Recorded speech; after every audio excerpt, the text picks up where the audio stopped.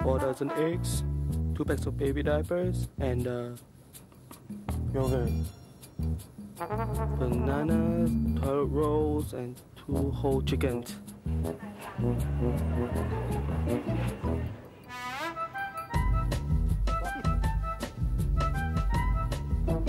Tikka masala sauce.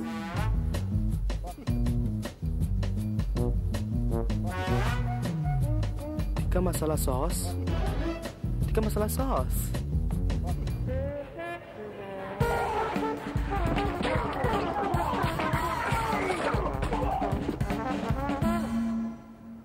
One bottle of tikka masala sauce, Mrs. Nathan? That's a good boy. Make sure it's here in an hour. Yes, Mrs. Nathan. Every broadband solution you can think of.